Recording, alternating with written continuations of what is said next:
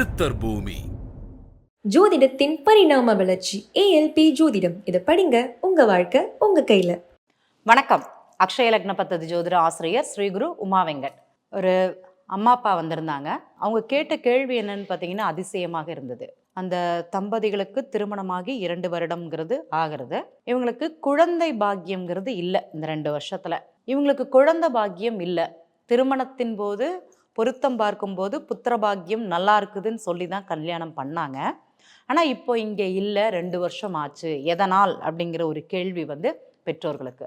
அதை விட என்னன்னா, ஏதாட்டி கர்மா இருக்குமோ, தோஷம் இருக்குமோ, தோஷம் நிவர்த்தி பண்ணால் அந்த புத்திரம்ங்கிறது குழந்தை பாக்கியம்ங்கிறது கிடைக்குமோ, புத்திர தோஷம் ஏதாட்டி இருக்குதா, அதை சரி பண்ணணுமா அப்படிங்கிறது அந்த பெற்றோர்களுடைய கேள்வியாக இருந்தது. ரொம்ப அதிசயமாக இருக்குது. முதல்ல அவங்க ஜாதகத்தை பார்த்தோன்னா இன்றைய ஏஎல்பி லக்னம் நல்லா இருக்குது. 2 லக்னமும், ஆணுடைய லக்னமும் பெண்ணுடைய லக்னமும் சிறப்பாக இருக்குது, பிரச்சனை இல்லை.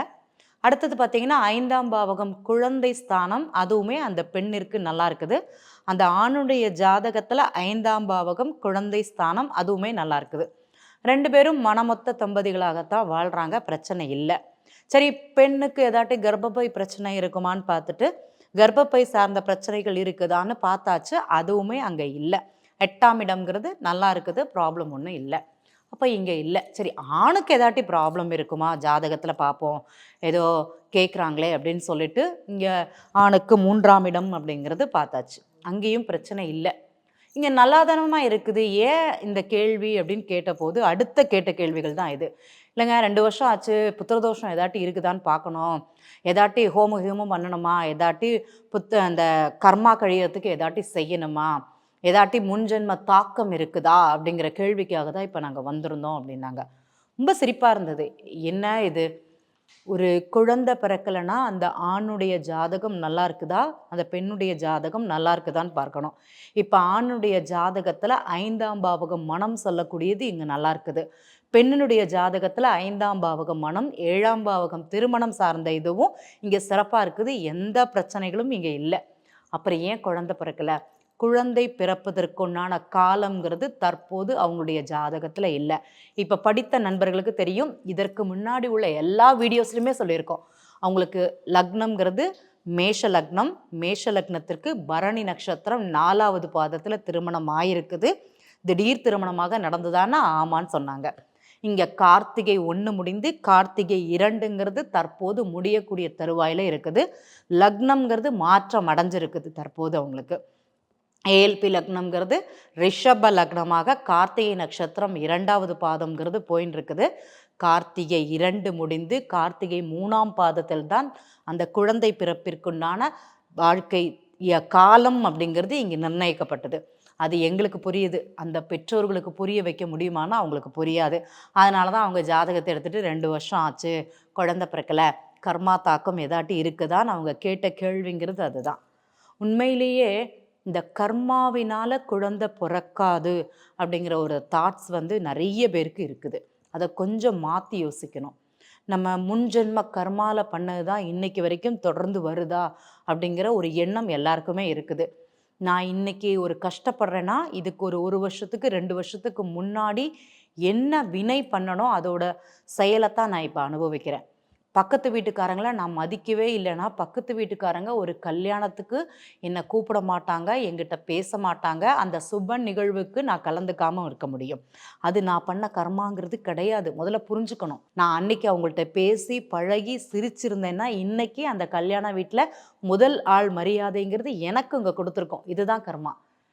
ஆனால் அது கிடைக்கலன்னா அதற்கு காரணம் நான் தானே தவிர எங்கள் அப்பா பண்ண புண்ணியம், எங்கள் தாத்தா பண்ண புண்ணியம், இதுதான் என்னை அவங்க கூட ஒட்டாட விடலை, உறவாட விடலைன்னு நிறைய பேர் பேசுவாங்க.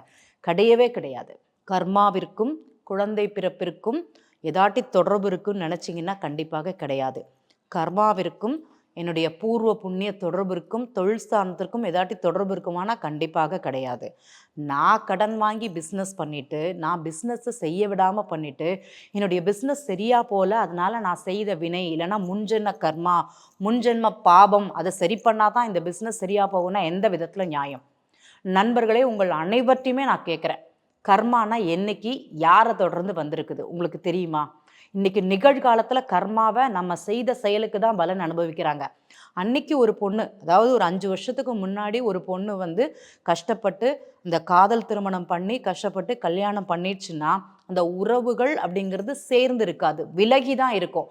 அது அந்த பொண்ணு செய்த தவறே தவிர இந்த பெற்றோர்களோ இந்த உறவினர்களோ செய்த தவறுங்கிறது கிடையாது. அவங்களுடைய ஜென்ரேஷனுக்கு அந்த குடும்ப சூழ்நிலைங்கிறது சேராது, ஒத்து வராது. இவங்க ஒரு தனிமை விரும்பியாகவே இருந்துருப்பாங்க. இது ஒரு 27 வயசு, அதாவது அந்த பெண் குழந்தைக்கு ஒரு காலகட்டம், இவர்களுக்கு பிறந்த குழந்தைக்கு ஒரு காலகட்டம் வரும்போதான் நான் பண்ண பாவம், நான் பண்ண கர்மா என் குடும்பத்தில் யாரும் இல்லைன்னு சொன்னால் அது கிடையவே கிடையாது, தவறு. கர்மாவிற்கும் நம்முடைய குழந்தை பிறப்பிற்கும் கர்மாவிற்கும் நான் செய்த செயலுக்கும் தொடர்பு இருக்குமானா கிடையாது. நான் என்ன செய்கிறேனோ அதுதான் இங்கே பலனாக அமையும் அப்படிங்கிறத புரிஞ்சுக்கோங்க. கர்மா அப்படிங்கிறது வேறு, குழந்தை பாக்கியம் புத்திர பாக்கியம்ங்கிறது வேறு. இது ஆண் ஜாதகத்தில் தனியாக பார்க்கணும், பெண் ஜாதகத்தில் தனியாக பார்க்கணும். இப்போ உதாரணமாக வெளிநாட்டுகள்லாம் பார்த்தீங்கன்னா குழந்தை பிறப்பிற்கு நிறைய பேர் அவங்களே தள்ளி வைக்கிறாங்க. எதுக்காகன்னு கேட்டால் வருமானத்தில் குடும்பத்துக்காக சம்பாதிக்கணும், அந்த குழந்தை வந்து படிக்குது, அதனால குழந்தை பெற்றுக்கிறதுக்கான தன்மைங்கிறது கிடையாது அப்படிங்கிறது சொல்கிறாங்க. இதெல்லாம் உண்மை. குழந்தை பிறக்கிறதுக்கான தன்மைங்கிறது தற்கால கட்டத்துக்கு இல்லை. அவங்களுடைய ஜாதக அமைப்பு அப்படி இருந்ததுன்னா அந்த குழந்தையை பற்றி தாட்ஸ் அப்படிங்கிறது அவங்களுக்கு அங்கே இருக்காது. முதல்ல புரிஞ்சுக்கோங்க. சிலருக்கு பார்த்தீங்கன்னா ஒரு செட்டில்மெண்ட் ஆகிட்டு தான் குழந்தை பார்த்துக்கணுன்னு இருக்கும். ஒரு வீடு வாங்கணும், வெளிநாட்டில் ஆனாலும் சரி உள்ளூரில் ஆனாலும் சரி, ஒரு வீடு வாங்கிட்டு ஒரு வண்டி வாங்கிட்டு குழந்தைய கொண்டு போகணுன்னா சௌகரியமாக கொண்டு போகணுங்கிறதுக்காக குழந்தை பிறப்பை தாமதம் பண்ணுறாங்க. இன்னும் சிலர் ஒரு படிக்கு மேலே போயிட்டு வேலை நிமித்தமாக அந்த உடல் உஷ்ணம் காரணமாக அந்த குழந்தை பாக்கியம்ங்கிறது தாமதமாக இருக்குது. அதுக்கு அந்த கர்மாவோ வேற எந்த பாவமோ தோஷமோ இதுல கிடையாதுங்கிறத புரிஞ்சுக்கணும். இதற்கு ஜாதகர் மட்டுமே காரணம். சிலர் வந்து டிராவல்லையே இருப்பாங்க, எங்க குழந்தை பிறக்கிறதுக்கு டிராவல்லையே இருந்தா அந்த குழந்தை பாக்கியம் எப்படி கிடைக்கும் அப்படிங்கிற கேள்விதான். நான் பயணம் பண்றேன், வேலையை முடிச்சுட்டு வந்து படுத்து தூங்கிடுறேன், எனக்கு அந்த மனைவியுடன் சேரக்கூடிய தன்மைங்கிறது இருக்காது, அந்த மனைவியுடன் ஒன்று போல் இருக்கக்கூடிய நிலைங்கிறது அந்த ஜாதகத்துக்கு இருக்காது. அது அவங்களுடைய ஜாதகமே உணர்த்தும். அதை இன்னைக்கு பெற்றோர்கள் நிறைய பேர்கள் வந்து உணர்றாங்க. ஆமாங்க, மாப்பிள்ளை வந்து வேலை வேலைன்னு ஓடின்னு இருக்கிறாரு, பொண்ணை கவனிச்சிக்கவே மாட்டேங்கிறாங்க, பொண்ணு ஒரு இடத்துல இருக்குது மாப்பிள்ளை ஒரு இடத்துல இருக்குது, எப்படிங்க குழந்தை பிறக்கும்? அந்த மாதிரி தான். இன்னொரு சிறப்பு, ஒரு நண்பர் ஒரு ஜாதகம் கேட்டு வந்தாங்க. அம்மா குழந்தை எப்போ பிறக்கும்னாங்க. கணவர் எங்கே இருக்கிறாருமா அப்படின்னா, கணவர் வந்து வெளியூரில் தான்மா இருக்கிறாரு. எப்போம்மா வருவாங்கன்னா, 2 வருஷமாக குழந்தை இல்லைம்மா அப்படின்னாங்க. எப்போ வருவாருன்னா அடுத்த வருஷம்தான் வருவாங்க. எதுக்குமா இப்போ நீ ஜாதகம் பார்க்குற அப்படின்னு தான் கேள்வி கேட்டேன். புத்திர பாக்கியம் நல்லா இருக்குதானா? நல்லா இருக்குது. 7ஆம் பாவகம் 12ல் இருக்குது, ஜாதகர் வெளியூரில் இருக்கிறாரு, குழந்தை பிறக்கிறதுக்கான தன்மை இருக்குதானா? இல்லை. அந்த ஜாதகருக்கு அந்த லக்ன நட்சத்திர புள்ளின்னு சொல்லக்கூடிய கிரகம் 12ல் இருக்கிறதுனால குழந்தை பற்றிய சிந்தனை அந்த ஆண் ஜாதகத்தில் இல்லை அப்படிங்கிறது தான் உண்மை. இந்த பெண் தான் அதோட விருப்பத்தை சொல்லுதே தவிர இவங்க 2 பேரும் ஒரு இடத்துல இருக்கிறாங்களான்னா இல்லை. இப்படி இதுக்கெல்லாமா ஜாதகம் பார்க்குறாங்கன்னா உண்மையிலேயே எனக்கு ஆச்சரியமாக இருந்தது. இதில் என்னென்னா அவங்கள குத்தம் சொல்ல முடியாது. இவர்கள் வெளிநாட்டுலேருந்து வந்ததுக்கப்புறம் அந்த பாக்கியம் உடனே கிடைக்குமா அப்படிங்கிறது அவங்களுடைய ஆசை, விருப்பம். நல்லாவே இருக்குது, கர்ப்பப்பையில் எந்த பிரச்சனையும் இல்லை, குழந்தை பாக்கியத்துக்கு எந்த பிரச்சனையும் இல்லை. ஸோ குழந்தை பிறக்குமா, தைரியமாக போங்கம்மா அப்படிங்கிறத அவங்க சொன்னது. சீக்கிரமாட்டி கணவரை ஊருக்கு வர சொல்லுங்கள், இல்லைனா நீங்கள் ஒரு இது டிக்கெட் எடுத்து ஊருக்கு போயிட்டு வாங்க அப்படிங்கிற மாதிரி தான் அவங்களுக்கு சொன்ன தகவல். நடக்குமானா கண்டிப்பாக நடக்குமா அப்படிங்கிற மாதிரி அவங்களுக்கு சொன்னோம். அவர்கள் ஜாதகத்தில் புத்திர பாக்கியத்தில் எந்த பிரச்சனையும் இல்லை அப்படிங்கிறதா அவங்க ஜாதகத்தில் சொல்லப்பட்டது.